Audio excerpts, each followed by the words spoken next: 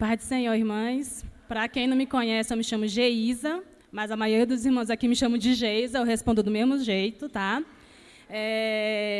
Sou enfermeira, tá? Sou especialista em traumatologia e ortopedia e em ginecologia e obstetrícia. Atualmente, eu trabalho aqui no Hospital da Ceilândia, estou afastada, ganhei uma bebê há 4 meses, minha Laurinha, que está bem ali. E hoje eu venho falar sobre saúde da mulher. É um assunto extremamente extenso, né? É um assunto que, na faculdade, a gente são 2 semestres para falar sobre isso. Então, talvez eu não vá conseguir terminar os slides que eu montei, né? Eu separei aqui. Não tá aparecendo ali, está muito clarinho, ficou muito claro, mas eu coloquei os tópicos que eu vou falar, iniciando, falando sobre a anatomia do sistema reprodutor feminino. Logo após, eu vou estar falando sobre os métodos contraceptivos, vou estar falando sobre o câncer de mama e o câncer do colo do útero, tá? E vou estar falando sobre as principais DSTs, que hoje a gente fala que é IST, que é infecção sexualmente transmissíveis, e alguns outros tópicos, se der tempo, tá bom? Diferentemente do slide da Beatriz, que ela colocou as fotos dela muito linda, infelizmente, no meu caso, eu coloquei as fotos das enfermidades, das doenças, porque o que eu quero sensibilizar aquela mulher que não está fazendo o seu preventivo, aquela mulher que está com corrimento, aquela mulher que está com uma coceira e não tem procurado ajuda. Essa é a minha intenção hoje, tá? Pode passar, Osmaí, por favor. Não dá para ver, mas ali tem a foto do nosso útero. O útero, ele é um órgão pequeno, ele mede apenas 7,5 centímetros, de altura e de comprimento apenas 5 centímetros, mas quando a gente engravida, ele aumenta até 200 vezes isso. Temos ali a tumba uterina e temos ovários. E aqui dentro do útero, que ele parece uma pera, né, investida, a gente tem um endométrio, que é onde ocorre a fecundação. Tá? E todo mês o nosso organismo, o útero, se planeja em ter uma fecundação. Quando isso não ocorre, ele descama e ocorre a menstruação. Ali vai saindo, aqui no cantinho é o famoso colo, como se fosse a entrada, e logo embaixo nós temos ali o canal vaginal. Aqui nessa imagem que não dá para ver, mas eu coloquei a nossa genitália, tá? Eu vou ter que falar, mesmo as máquinas aqui presente, vou ter que falar isso. Muitas mulheres, às vezes, nem sabem como é sua genitália. Aqui, quantas mulheres já pegaram um espelho e olharam como é sua genitália? Não tem. A gente tem esse tabu, a gente tem essa vergonha. Mas a gente tem que parar com isso, a gente tem que se olhar, tem que se examinar, tem que se conhecer. Eu coloquei ali a imagem, aí vem falando onde é o clítoris, né, que é onde a gente tem a sensação, né? E tem ali os grandes e os pequenos lábios. Coloquei ali a uretra e coloquei o canal vaginal. O que acontece? Muitas mulheres acham que por onde sai a menstruação é por onde sai o xixi. E não é. O xixi, ele sai pela uretra. A menstruação sai pelo canal vaginal. E tem mulher que não sabe, tá? Pode passar, Osmaí, por favor. Vou falar sobre os principais métodos contraceptivos. Nós temos 23 hoje no mercado, mas eu vou falar dos principais, tá? Pode passar, por favor. Eles se classificam em 3 tipos, que são o de curta duração, o de longa duração e os permanentes, né? Os de curta duração são aqueles que a gente toma, que eles servem para aquele dia, para aquele mês, para aquela semana, para aqueles 3 meses. O de longa duração são aqueles que servem de 3 até 10 anos, e os permanentes são aqueles definitivos, que são os cirúrgicos. Pode passar. Volta, por favor. O primeiro anticoncepcional que eu vou estar falando é o oral, né? Que ele é o que a gente usa.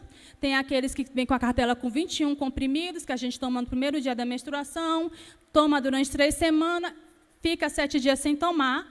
Temos também as cartelas com 24 comprimidos e os de 28 comprimidos. Esse de 28 comprimidos, normalmente, ele é mais para quando a mulher teve o parto e ela está amamentando, então o ginecologista vai prescrever esse, porque aí você emenda ele, toma os 28, emenda os 28 e você não vai menstruar.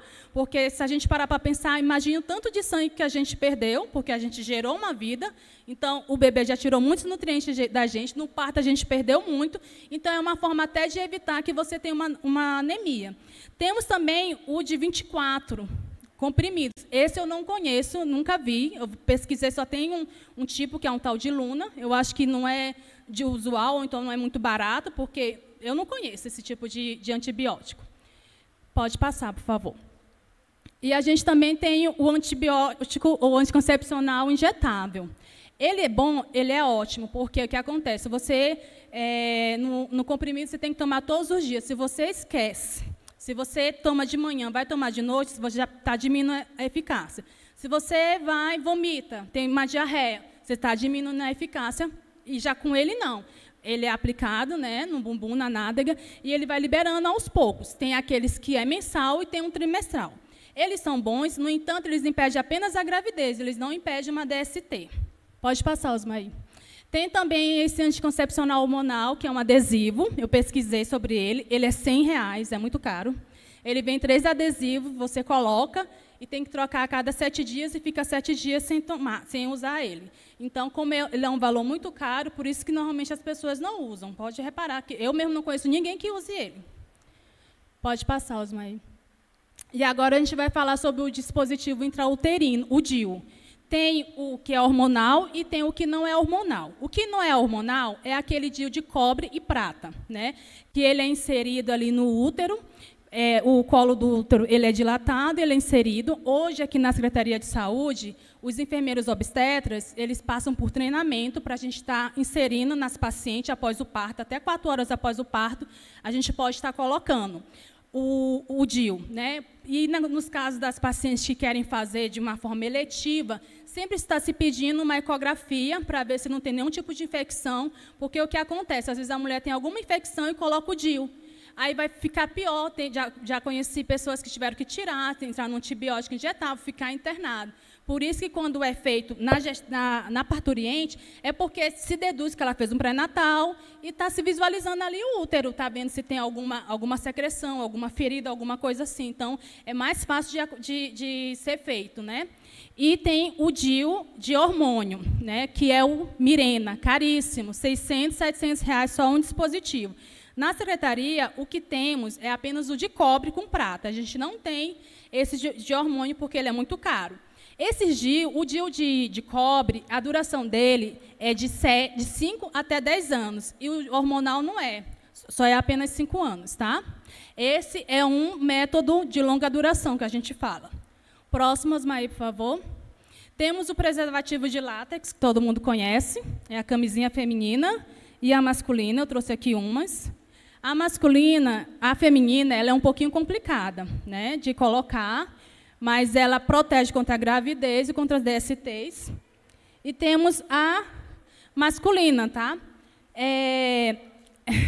Elas são entregues gratuitamente nos postos de saúde, e temos também as camisinhas sem um látex, porque às vezes a mulher tem alergia ao látex, então tem nesse mercado sim. Ela é ótima, ela é barata, ela vai te proteger contra uma DST, ela vai te proteger contra uma gravidez indesejada e é de fácil acesso.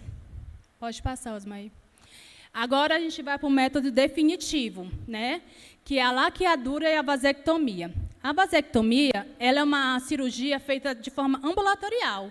Demora de 15 a 20 minutos, anestesia local. O homem sai, leva 2, 3 pontos apenas, com 2 dias já está 0 bala, né? E a maioria se recusa a fazer, mas é uma cirurgia tão simples. Já a laqueadura, não. A laqueadura, antigamente, o que acontecia? A forma que eles faziam a laqueadura, eles iam e apenas faziam este tipo de corte, né? Ou então davam um nó. Com o passar dos anos, elas poderiam recanalizar. Então, acontecia muito da mulher, eu estou laqueada há 15 anos e eu engravidei. Eu conheci uma paciente que ela estava com 46 anos, ela tinha laqueado há 17, o filho dela mais novo tinha 23, ela ia ser avó, e ela estava já se preparando para ser avó, e a menstruação dela estava atrasada. Ela pensou o quê? Eu estou entrando no climatério, porque no climatério, né, é antes da menopausa. E não era um casal de meninas, que causou muito espanto, muito choro, mas assim depois trouxe muita felicidade para ela, né? Então, o método não é 100% eficaz, mas é muito difícil de reverter. Antigamente, tinha uma lei que falava que, para fazer a laqueadura, a mulher teria que ter 24 anos, 2 filhos vivos, e o marido tinha que assinar uma ata, né? 60 dias antes do parto, antes do processo. Isso caiu por terra. Agora, a mulher, se ela tiver 19 anos, ela tiver 2 filhos, ela pode laquear. E a idade mínima é 21 anos, e o marido não precisa assinar nada, porque o corpo é da mulher, ela vai decidir, claro, que ela vai entrar em consenso com o esposo, né, porque é uma decisão que é difícil de reverter. Temos uma fila enorme no HMIB de casais que querem reverter. Às vezes a mulher casou muito cedo, teve os 2 filhos, né, laqueou, aí, no futuro, por algum motivo, ela quer ser mãe de novo. Aí ela não consegue, é muito difícil de reverter. Nenhum método, gente, é 100%. O único método 100% é só a abstinência. Todos têm falhas, tá bom? Próximo, Asmaí, é a tabelinha. A tabelinha, ela só funciona para aquelas mulheres que têm um ciclo fechado. Se você tem um ciclo de 28, porque tem vários tipos de ciclo. Tem mulher que tem ciclo de 26 dias, de 27, tem outras que tem com 28. No entanto, ela não é confiável. Porque o que acontece? Eu tenho meu ciclo bem certinho, eu sei exatamente o dia que eu vou menstruar. Tanto que, quando eu me planejo para engravidar, eu engravido logo de imediato, porque eu sei quando eu estou ovulando. No entanto, fatores externos podem fazer você ovular antes do dia. Às vezes, eu vou ovular daqui a 10 dias, mas passei por algum momento de estresse, aí você pode acabar ovulando antes do período que você acredita que queria ovular, então você pode engravidar. Então, não é uma coisa 100%, é igual o coito interrompido, né?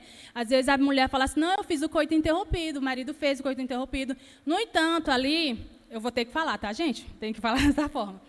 Ali no canal, às vezes, fica gotinhas, uma gotinha só, tem milhões de espermatozoides. E durante ali as preliminares, ele vai lubrificar. Então, mesmo que o marido faça o coito interrompido, aquela gotinha pode te causar uma gravidez que você não está planejando. Então, também não é eficaz. Pode passar, Osmaí. Agora eu vou estar falando dos principais cânceres, né, que atingem nós mulheres. O câncer principal que nos atinge é o câncer de mama. 95% dos cânceres que atingem a mulher é o câncer de mama.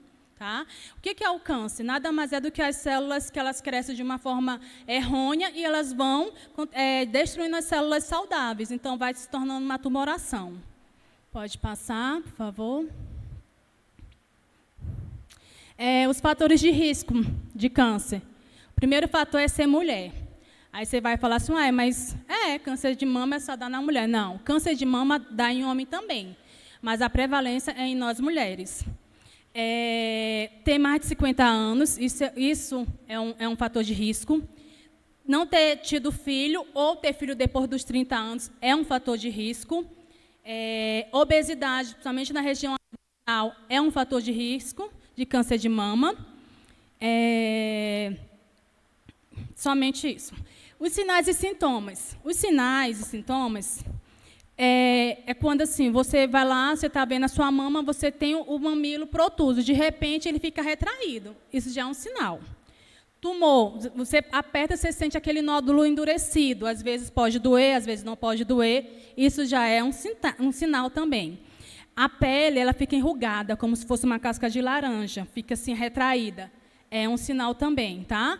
E pode acontecer, às vezes, os seus glândulos no pescoço aumentar, nas axilas aumentar, é um sinal também. Se preconiza hoje que mulheres acima de 40 anos façam a mamografia, porque o que acontece? A gente vai lá, faz o autoexame, no entanto, às vezes a gente tem a mama muito densa, e tem ali um nódulo que ele está exatamente num local que você não consegue apalpar. Agora, se você fizer a mamografia, que nada mais é do que um raio-x, né, ele vai visualizar. Então, quanto mais cedo você descobrir, mais cedo você vai conseguir uma resposta positiva. Vou falar agora sobre os mitos. Temos muitos mitos. As pessoas costumam falar assim, o câncer de mama, aumentou o número de câncer de mama porque a gente consome muita coisa com agrotóxicos. Não tem nenhum estudo científico que comprove isso. O câncer de mama tem a ver com fumo. Eu pensava que tinha, mas não tem nenhum estudo comprovando isso. A questão de mulheres que sofrem muitos abortos. Não tem nenhuma ligação sobre isso, tá? E o tratamento? O tratamento do câncer vai depender do estágio que estiver. Pode ser que seja feita uma retirada parcial, pode ser que seja feita uma mastectomia total, né? E tem a radioterapia, a quimioterapia, vai depender da evolução. A prevenção, o que acontece? Temos hoje, né, no mundo um exame que é um exame genético caríssimo, caríssimo, caríssimo, que aquela atriz Angelina Jolie fez. É como se fosse tipo uns $20 mil. A mãe dela teve câncer, a irmã dela teve câncer. O que ela fez? Ela foi lá e fez esses exames. Nesse exame, detectou que ela tinha forte tendência a ter câncer de mama e de útero. O que ela fez? Ela tem dinheiro, ela foi lá, esvaziou a mama e tirou o útero. Para quê? Para não ter chance de ter o câncer de mama. Só que a gente não consegue fazer isso. Então, nos resta ir lá no banhozinho, nos tocar, olhar sempre para estar vendo se não tem alguma coisa alterada, tá bom? Pode passar, Osmar, aí, por favor. Aqui não dá para ver, mas ali em cima está mostrando os sinais e sintomas do câncer de mama, que está mostrando que quando tem uma secreção, de repente aparece uma secreção do nada. Pode ser que não seja câncer, mas pode ser que sim. O mamilo, igual eu falei, seu mamilo é protuso, de repente ele está invertido, tem alguma coisa errada. Inchaço, a mama ficou inchada, tá? É um fator, né? Tem também os nódulos, aquela questão que eu te falei, você sente aquela coisa endurecida, então é importante buscar ajuda. Caroço na axila, às vezes você pensa, eu estou com uma íngua. Liga a anteninha, que às vezes não é uma íngua não, tá? Pode passar, Osmaí, por favor. Agora eu vou estar falando do segundo câncer que mais nos atinge, que é o câncer do colo do útero, né? O colo do útero é aquela parte que eu falei para vocês, né? Aquela parte embaixo que tem a comunicação com o canal vaginal. Ele é bem bonitinho, rosadinho, né? Como pode ver aqui, aí tem o canal vaginal e tem o colo. É quando acontece a inflamação ali no colo, que é o câncer do colo do útero. Pode passar, Osmaí, por favor. Os sinais e sintomas do câncer. O que acontece? Às vezes, você não tem nenhum sinal, nenhum sintoma. Você não tem nada. Entendeu? Você não tem nada. Mas, quando acontece o quê? Você, durante a relação sexual, você sente dor. Sai um corrimento rosa, é estranho. Você sente uma dor pélvica muito forte. Tá? Esse é um dos sinais e sintomas. Dependendo da gravidade, pode ocorrer até um inchaço nos membros inferiores, pode ocorrer uma deformidade na sua genitália, tudo pelo câncer do colo do útero. O diagnóstico ele é feito através do exame Papanicolau. O exame Papanicolau foi um exame que o patologista George Papanicolau descobriu no início do século, que é feito da seguinte forma. O médico ou a enfermeira pega o espéculo. Todo mundo conhece o espéculo, gente? Sim? Todo mundo conhece? Não conhece? Não. Isso aqui é o espéculo. Nós temos de vários tamanhos. Tem o PMG. E ele é introduzido, a mulher fica na posição ginecológica. Ele é introduzido ali no seu canal vaginal. Ele é aberto. No momento que ele é aberto, a gente dá aquela avaliada ali, como é que está a estrutura, se tem alguma secreção, alguma coloração. E é utilizado uma espátula e uma escovinha. Com a espátula, a gente vai lá, tira toda a secreção do canal vaginal. E com a escovinha, a gente introduz exatamente bem na entrada do colo do útero. A gente dá aquele giro de 180 graus. Depois, a gente pega esse material, coloca na lâmina e é encaminhado para o laboratório. Lá eles vão ver se tem células cancerígenas. Esse não é a comprovação. Ele ajuda a indicar se tem um câncer do colo do útero. O câncer de colo do útero é através de biópsias e tudo mais, através dos sintomas. Ele não fecha diagnóstico, tá? O exame histórico clínico e o exame físico. O médico vai avaliar. Você vai falar, olha, doutor, estou sentindo muita dor na relação, estou sangrando, a minha menstruação vem irregular, eu sinto uma dor, vem um corrimento rosado. Está diferente. E, às vezes, o que acontece? Está tão avançado que, às vezes, as verruguinhas elas já estão em todas as extremidades, porque, às vezes, tem um câncer do colo do útero que ele é somente internamente. Você não consegue ver, é como se fosse subclínico. Só dá para ver através de exames. E o tratamento? O tratamento pode ser cirúrgico, né? Que, dependendo, eles sempre tentam não fazer a esterectomia, que às vezes a mulher tem menos de 35 anos, às vezes ela quer ser mãe, então o médico tenta conservar o útero, mas às vezes não dá, vai ter que fazer uma esterectomia, vai ter que tirar, dependendo da quantidade, do tamanho que está essa lesão. Tá? E também faz a radioterapia, a quimioterapia e também faz a hormonioterapia. Tudo vai depender do caso da paciente. Também tem a questão o quê? Eu não falei, mas no câncer de mama, a mama ela é muito importante para nós mulheres. A mama é como se fosse o pênis do homem. E para nós, assim, é muito sensível. Então, para e pensa. De repente, você é casada, aí você perde as suas 2 mamas. Você não quer que ninguém te veja. Você se sente feia. O marido, infelizmente, o homem ele não quer saber. Ele quer saber das necessidades dele. Ele não consegue entender isso. Então, tem que ter todo um acompanhamento psicológico sobre isso. Tem que ter um apoio de uma rede social, uma rede de apoio muito grande para a mulher que passa por um câncer. Tem a questão, se fizer uma radioterapia, quimioterapia, a queda dos cabelos. Nós estamos muito preocupadas com os cabelos. Então, assim, há um abalo emocional muito grande, há separações por causa disso, que a mulher ela não sente a vontade, se a libido já está lá embaixo, desce mais ainda. Então, assim, é muito complicado. Não é apenas a estética, entendeu? É o emocional que está envolvido nessa situação. Pode passar, por favor, Ismael. Aqui eu estou mostrando como é feito o exame preventivo. Está ali o espéculo passando. Eu consegui apenas uma escovinha. Tá vendo? Parece aquelas escovinhas que a gente passa nos cílios. É desse jeito aqui, né? Que é a escovinha. E é colocado o espéculo e o profissional, ele pega a espátula, igual eu expliquei para vocês, retira a secreção do canal vaginal e com a escovinha ele introduz bem no colo do útero e tira aquela secreção para comprovar se a pessoa está contaminada ou não, tá? Pode tirar, por favor, Ismael. Agora, gente, rapidamente, eu ainda tenho 8 minutos. Eu vou estar falando sobre as principais DSTs. Aí você fala assim, nossa, irmã Geisa, mas eu não tenho esse perigo de eu ter uma DST, eu casei virgem, meu marido casou virgem. Irmãs, infelizmente, nem todas as pessoas são confiáveis no casamento. Eu conheci uma situação de uma pastora. Ela casou virgem, o marido dela também casou virgem. Ela ficou gestante e ela não fez o pré-natal. Quando o neném dela nasceu, ele nasceu com sífilis congênita. Aí o médico foi explicar para ela como é que era feita a transmissão. Teve divórcio, porque significava o quê? Já que ele casou virgem, significava que ele teve uma relação extraconjugal. Né? Então, é interessante a gente saber. Mesmo que isso não nos afete, pode afetar nossos filhos, nossa irmã, nosso vizinho, uma pessoa. Então, é sempre bom a gente estar multiplicando informações. Então, eu vou falar rapidamente sobre essas DSTs, que não são mais DSTs, a gente fala ISTs, porque nem todas são doenças, a maioria são apenas infecções. Vou falar das principais, tá? Pode passar, Osmaí, por favor.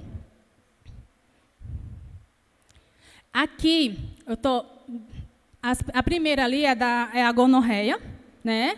E também a questão da sífilis. A gonorreia ela solta aquela secreção amarelada com odor fétido. É um odor diferente, porque a gente sabe o nosso cheiro, gente. Se tem um cheiro diferente, liga o alerta. E ela tem umas pequenas feridinhas, a maioria tem umas feridinhas, e às vezes, dependendo da forma como é realizada a relação sexual, pode ter até na garganta, entendeu? Pode transmitir até para a garganta também. A próxima doença é a sífilis. Sífilis é uma doença sexualmente transmissível. Eu coloquei a imagem de um bebê ali, porque o que acontece? Eu trabalho na maternidade do HRC. Lá, a gente tem muitos bebês que nascem de sífilis congênita. O que acontece? A mãe pega a sífilis, faz o tratamento. Qual é o tratamento? 1.200.000 de unidades de bezetacil em cada nádega, uma vez por semana, 3 vezes em 3 semanas, né? O companheiro faz a primeira dose, ele não faz a segunda, porque dói muito. E o homem é mole. Depois falam que a gente é o sexo frágil, mas não. É o homem. Eu já apliquei num paciente que ele quase que cai. Eu falo, moço, se segura. Ele com medo, porque homem, você sabe que homem é devagar. Nós mulheres não, nós somos fortes, gente. Aí, a mulher, em vez de falar assim, olha, eu só vou ter relação com você de novo, se você tomar as outras doses, a bonita não fala, fica com medo de perder o marido, não sei o que acontece. Aí, quem vai sofrer? O bebê vai sofrer, porque ele vai ter que ficar internado. Gente, para funcionar um bebê, um RN, é como se você pegasse uma agulha e furasse um cabelo. É complicado. Nós, adultos, quando a gente toma antibiótico, a gente fica com as veias tudo ressecada, a pele estranha. Imagine um bebê. Aí o bebê fica lá 10 dias, a mãe, o companheiro, a avó, ainda culpa o profissional como se a gente estivesse fazendo mal. A gente não está fazendo mal, a gente está fazendo o bem para o bebê. Porque se ele evoluir, ele pode ter uma má formação, pode complicar a vida dessa criança todinha, porque a mãe não quis fazer o tratamento. Ou então, às vezes, a mãe faz, o marido faz, mas a terceira pessoa do relacionamento não faz. Infelizmente, é o que mais acontece. E o que é o prejudicado é a criança. Então, eu estou falando nesse sentido o quê? Você viu, normalmente é mais a mulher novinha, né? Assim, que se envolve com pessoas irresponsáveis. Orienta, fala assim, você está fazendo seu pré-natal? Você fez os exames do primeiro trimestre? Deu alterado? Faça o tratamento. Dói a bezetacil? Dói, mas dói muito mais se seu filho nascer com uma sífilis congênita. É a questão de orientação. Então, por isso eu queria frisar realmente nesse caso. Porque eu recebo muitas pacientes novas que, às vezes, nasceu num lar cristão, mas se envolveu com quem não devia. E aí tem toda essa situação. Porque quando você tem filho, a sua intenção é o quê? Eu vou ficar aqui no hospital 48 horas e vou embora. E, de repente, esses 48 horas viram 15 dias. Você fica estressado, estressa a equipe, estressa tudo. Já passa por um processo de parto, você ainda fica lá internado, vendo seu filho sendo furado, e a gente fura onde tiver veia. Pode ser na testa, na cabeça, na axila, no pé, na mão, onde tiver. O importante é que a criança vai tomar um antibiótico. Toma 10 dias e depois recebe alta. Mas é uma coisa evitável. Então, se vocês conhecem alguém que está gestante, descobriu agora, pergunte, oriente, fala, olha, teve uma enfermeira que disse que é triste a situação, viu? O bebê é todo furado. Então, assim, é na questão do medo. O que eu estou falando é na questão aqui, sensibilizar. Talvez eu até vá traumatizar vocês, mas se faz necessário, tá bom? Pode passar, Osmaí, por favor. Aqui tem o cancro mole, que ela causa essas lesões, tá vendo? Também tem um corrimento, isso daí é uma vagina. Olha como fica feio. Por isso que é importante, às vezes, dá aquela coceirinha, aquela coisa estranha, pega o espelho, vai ver. Veja se não é uma verruga, se não é uma bolha, se não é uma úlcera, uma ferida. Se examine, tá? E o tratamento é através de antibiótico, porque ele é causado por uma bactéria. A próxima é a tricomoníase. Ela é uma doença causada por um protozoário. Gente, quem tem essa infecção tem um cheiro tão forte, é como um cheiro de peixe morto. Se você sentar perto de uma mulher, ela está de perna fechada, mas você está sentindo aquele cheiro, ela está com essa doença. É um cheiro característico, nem precisa de mais nada. Sentiu aquele cheiro, ela está com isso. Tá? Aí é feito um tratamento medicamentoso também. Pode passar, Osmaí, por favor. Ali tem a herpes genital. Tá vendo? Não dá para ver, tem as bolinhas, tá vendo? Como a herpes genital são as verruguinhas. É do vírus, né, das herpes. A gente tem contato com vários vírus da herpes, só que exatamente esse vírus causa a herpes genital, tá? Aqui tem o condiloma ou a crista de galo. Por quê? Dá um zoom, por favor. Aí é uma genitália masculina. Fica parecendo uma crista de galo mesmo, fica parecendo uns cogumelos, a coisa mais horrível do mundo. Cheio de verruga, entendeu? Cheio de verruga mesmo.